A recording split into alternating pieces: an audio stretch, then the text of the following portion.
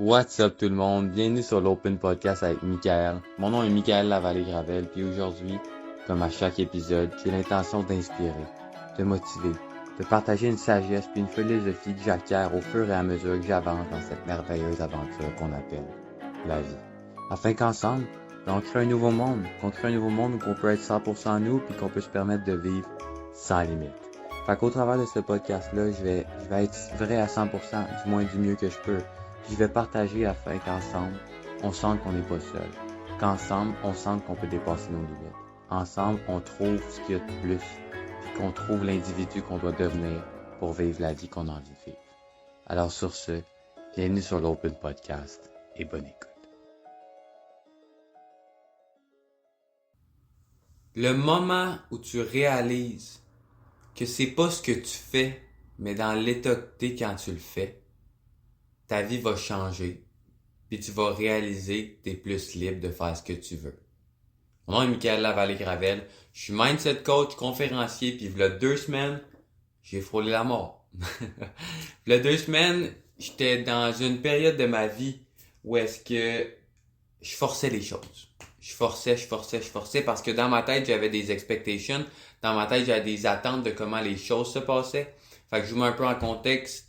Je vis une situation de santé, une grosse situation de santé depuis 3 ans qui m'a arrêté de ma carrière, qui m'a arrêté de beaucoup de choses, qui m'a fait perdre 50 livres, bref, de la gastroparésie, peu importe, sans entrer dans les détails, c'est juste une histoire, puis j'en parle plus dans d'autres endroits, mais au travers de cette expérience-là, j'ai décidé de partir ma business de coaching. J'ai décidé de partir ma business de speaking, puis j'ai décidé de m'embarquer dans plusieurs projets parce que ma tête elle roule, parce que j'ai des idées, parce que j'ai tout le temps été créatif.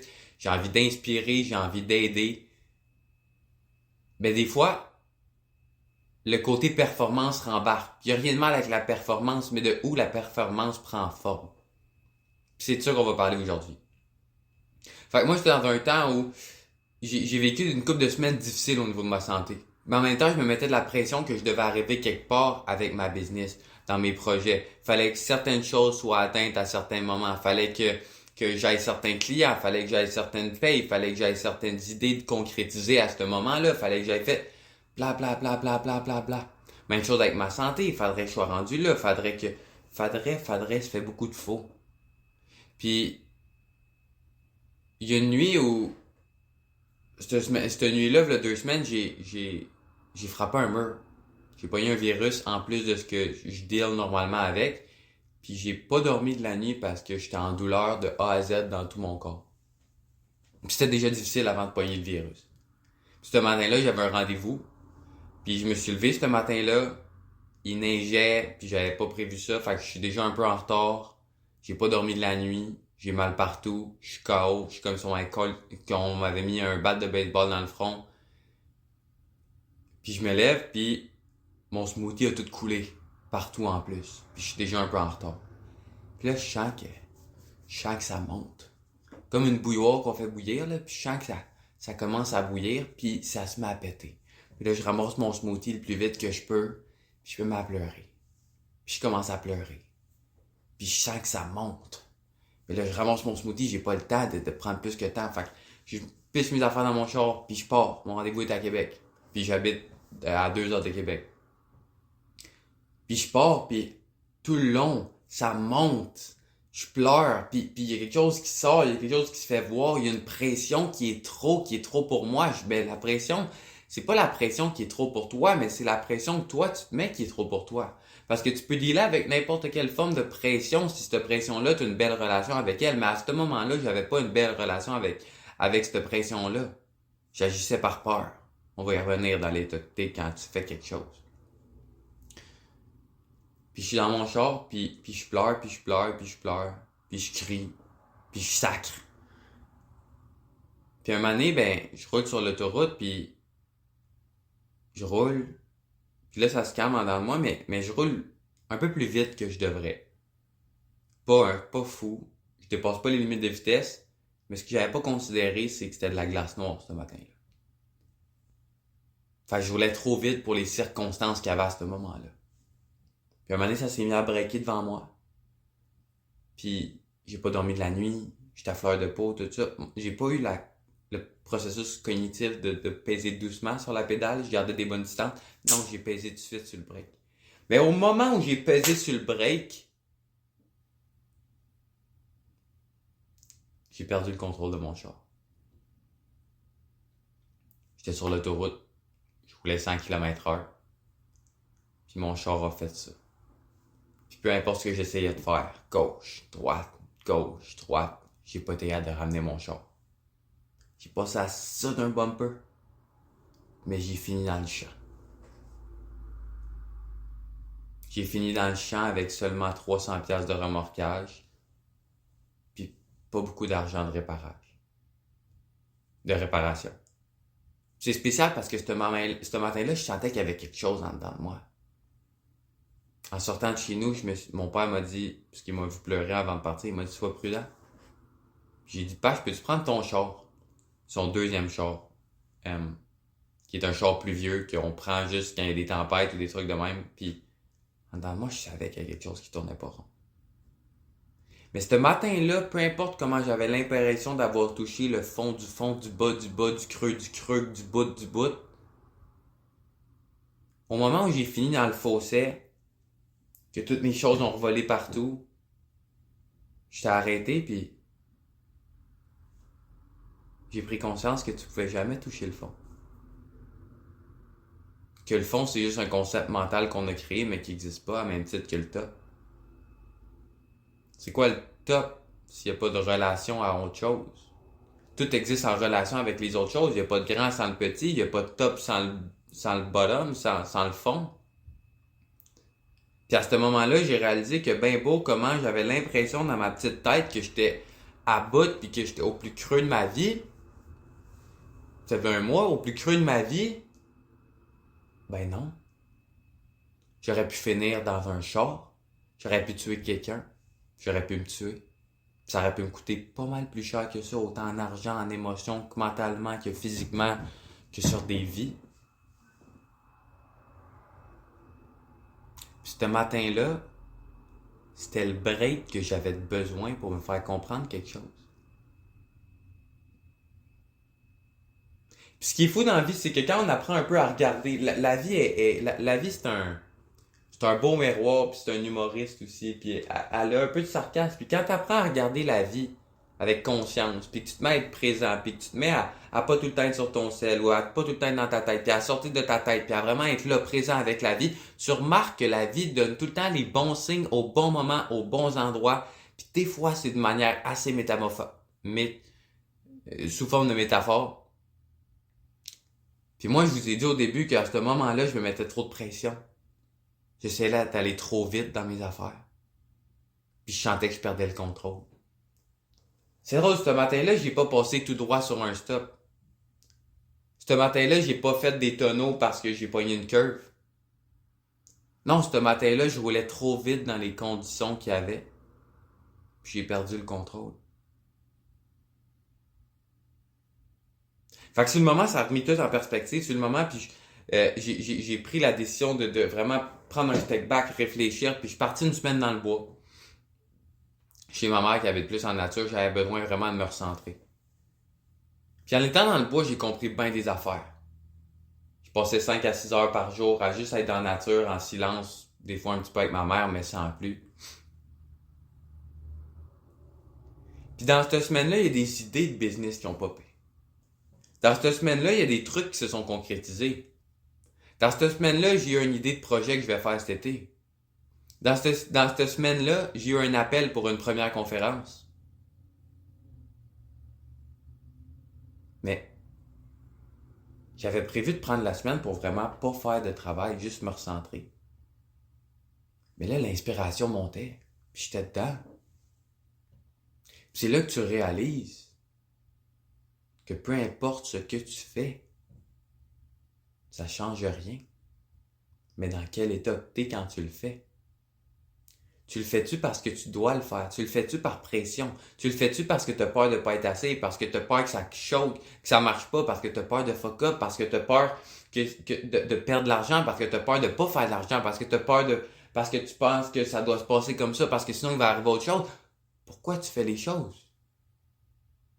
Tu le fais-tu dans cet état-là, qui est un état de peur, qui est l'autre facette d'une pièce de monnaie, mais sur la pièce de monnaie, de l'autre côté, il y a l'amour. Parce que comme je vous ai dit, tout existe en relation à une autre chose. Il n'y a pas de lune sans le soleil, il n'y a pas de croix sans lune, sans la lune complète, à même titre qu'il n'y a pas d'amour sans peur.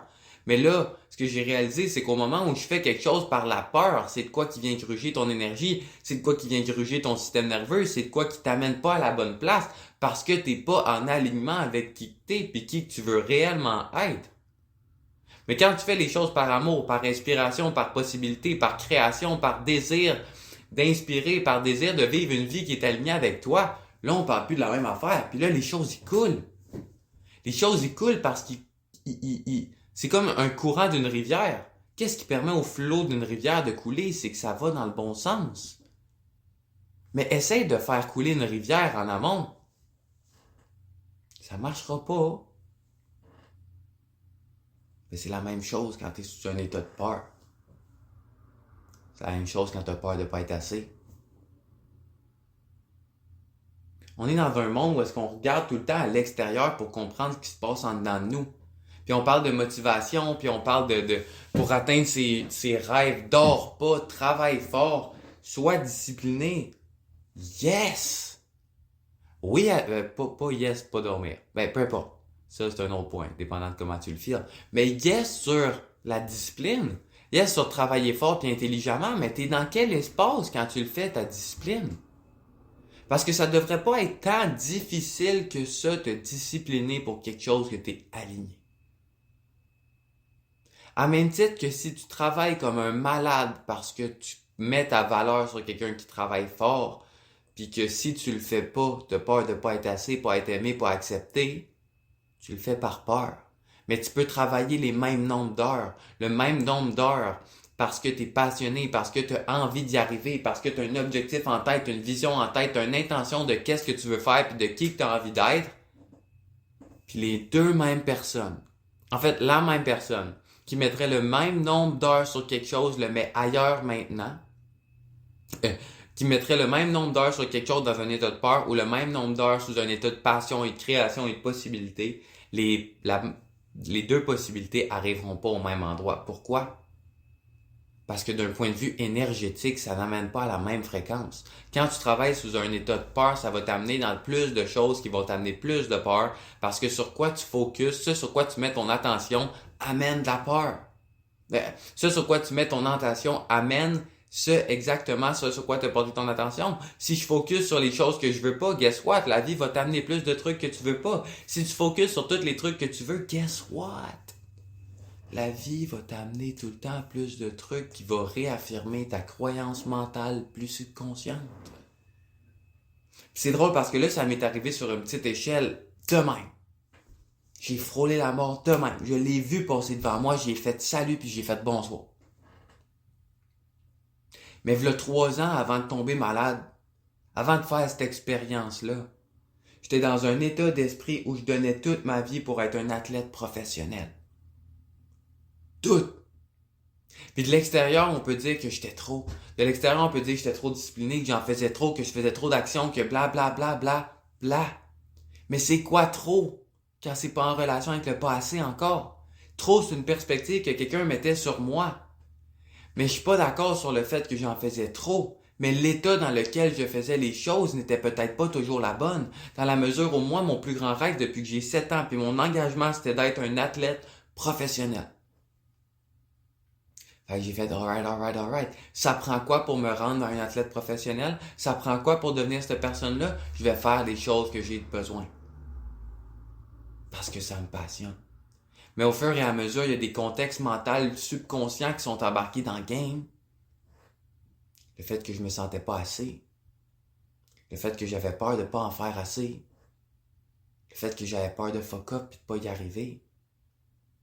Fait qu'après après que j'avais fait un bon entraînement, que j'avais bien mangé, que j'avais étudié la game, au lieu d'aller me reposer, de faire confiance à la vie, puis de savoir que everything is taken care of, c'était qu'est-ce que je dois faire plus? Tout le temps plus. Tout le temps plus. ça n'a pas des conséquences juste au niveau des actions que tu prends dans la mesure où c'est une dépense énergétique physique, mais ça devient une dépense énergétique mentale et émotionnelle quand tu n'es jamais capable d'être bien en dedans de toi.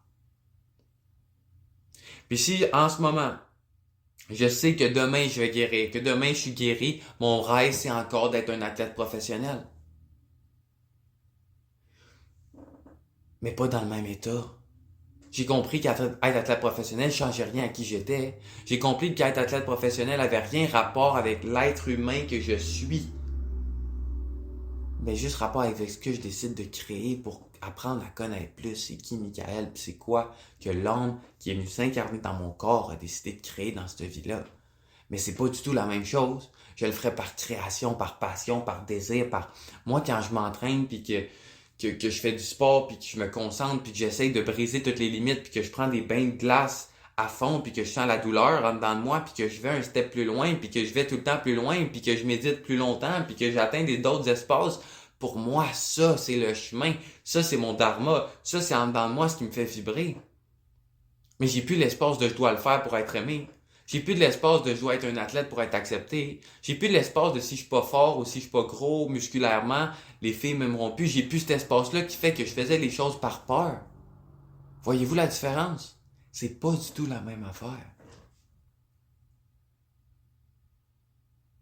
Puis c'est pour ça que on peut pas dire à personne ce que tu fais n'est pas nécessairement correct dans la mesure où ça reste de quelque chose qui est correct au niveau sociétal et au niveau respect des autres, mais dans la mesure où on dit à quelqu'un tu travailles trop, ou t'en fais trop, ou tu fais pas les bonnes actions, ou tu devrais faire ci. Oui, mais non. Arrêtons de tout le temps regarder dans la forme, c'est-à-dire ce qui se passe au monde extérieur de ce qu'on fait, mais regardons en nous, dans le fond. Parce que le fond, c'est l'espace dans lequel toutes les choses vont partir. Fait que prends-toi un vase, un bol, peu importe, un contenant, c'est de ce contenant-là, subconscient-là, qui part, où est-ce que toutes tes motivations, tes concepts subconscients qui vont motiver tes pensées, tes émotions, tes actions. C'est ça qui va me motiver. Mais si t'as pas un fond solide, qu'est-ce que la forme ne sera pas solide. Puis après ça, t'arrives quelque part puis tu dis « Ah, mais j'ai travaillé tellement fort, je comprends pas pourquoi ça marche. » Pas. Puis après ça, t'arrives quelque part puis j'ai dit « Ouais, mais j'essaie tout le temps d'en faire plus puis j'arrive jamais. » Ouais, pourquoi? Parce que tu vis dans un monde où tu seras jamais assez. Tu vis dans un monde où peu importe ce que tu fais, ça marchera pas. Tu vis dans un monde où tu essaies de faire les choses pour pas que ça fuck up. Mais ce sur quoi tu focuses arrive. Puis un autre truc nice qu'on apprend dans une programmation neurolinguistique, c'est que le cerveau ne comprend pas la notion de ne pas. On va faire un test avec toi. Pense pas à un éléphant rose. Pense pas à un éléphant rose. Arrête de penser à un éléphant rose. Arrête! À quoi t'as pensé? Teste-le, dis-toi. Je pense pas à une fourmi, je pense pas à une fourmi, je pense pas... À quoi tu penses? Maintenant, comment tu peux utiliser ça pour que ça te serve dans tes objectifs? So right, t'as envie d'être athlète professionnel, t'as envie d'être une actrice, t'as envie d'être un avocat, peu importe ce que t'as envie d'être, tu le fais pourquoi? Tu le fais-tu parce que ça va te permettre d'être aimé? Tu le fais-tu parce que ça va te permettre d'être fier pour toi? Tu le fais-tu parce que tu penses que c'est ça qui va te permettre d'être assez, puis qu'à un moment donné, tu vas être assez heureux, puis que tu vas avoir tout le cash, puis là, ça va être ça. Fait que le bonheur va tout le temps être out there, là-bas, pas ici. Ce qui fait que le bonheur va tout le temps être là-bas. Le succès va tout le temps être là-bas. Parce que ça n'a pas le choix de recréer ce qui se passe dans ta tête. Ou tu es prête à commit aujourd'hui, tu es prête à t'engager envers ce que tu veux vraiment. C'est quoi que tu veux? C'est quoi que tu veux derrière ce que tu penses vouloir? Je veux un char. Pourquoi tu veux un char? Un beau char. Ben, parce que c'est nice, ça paraît bien. Ok, puis qu'est-ce qui arrive si tu parais bien? Ben, je risque d'attirer une fille. Ok, puis qu'est-ce qui arrive si tu attires une fille? Ben, moi, être en couple. Ok, qu'est-ce qui arrive si t'es pas en couple? Et si t'es en couple? Ben, je serai plus seul. Puis qu'est-ce qui arrive si t'es plus seul? Je vais me sentir aimé. Yeah, right. Qu'est-ce qui arrive si tu commences à t'aimer right now? Puis que tes actions partaient de cet état-là. Si tu réalisais que maintenant que t'es assez I'm enough right now, puis je me permets de m'aimer comme je suis, maintenant qu'est-ce qui est possible? C'est quoi que j'ai envie de créer? C'est quoi que j'ai envie de réaliser dans ce monde-là? C'est quoi qui est possible? Tu vas voir qu'il y a un monde immense qui s'ouvre devant toi. Immense. Maintenant, c'est qu'à toi. C'est cool parce que peu importe ton expérience, il y en a parmi vous qui ont vécu des affaires profondes. En fait, tout le monde a vécu des affaires profondes. Puis qu'est-ce qui est profond? Mais je veux dire, moi, il y a 2 semaines, j'ai passé à ça de frapper. Mourir, ou tuer quelqu'un, whatever. Puis j'ai pas nécessairement l'intention d'attendre de vraiment frapper quelqu'un. Ou de vraiment me tuer. J'ai passé 7 jours dans un lit d'hôpital pour une hospitalisation, puis j'ai pas l'intention d'attendre d'être 1 mois sur un lit d'hôpital. Mais t'as le choix. Puis n'en tiens qu'à toi. Fait que sur ça, pose-toi la question, c'est quoi que tu veux vraiment? Dans quel état t'es quand tu fais ce que tu fais? Sur ce, t'es assez. Maintenant, t'as toi de créer. Bless you, brother. Or sister. Merci. Merci pour de vrai d'être resté jusqu'à la fin. Merci de t'être rendu ce service-là. J'espère vraiment qu'aujourd'hui j'ai pu faire une différence dans ta vie. J'espère que j'ai peut-être pu t'inspirer, te motiver. Peut-être que ce que j'ai partagé a fait un impact en toi. J'espère que je vais faire une petite différence dans le reste de ta vie puis qu'aujourd'hui tu finis la journée avec un petit spark de plus dans ton cœur. Si tu as envie de collaborer, si tu as envie d'avoir plus d'informations sur du coaching de groupe, du speaking, mon cours en ligne, peu importe, tous les liens sont ci-dessous. Puis je t'invite à me partager ton feedback, à me donner des commentaires, à partager si tu le ressens vraiment, ça peut faire la différence dans la vie de quelqu'un. Puis sur ce, je te souhaite une merveilleuse journée. Que la paix, l'amour et la liberté remplissent ton cœur et ceux de tes proches.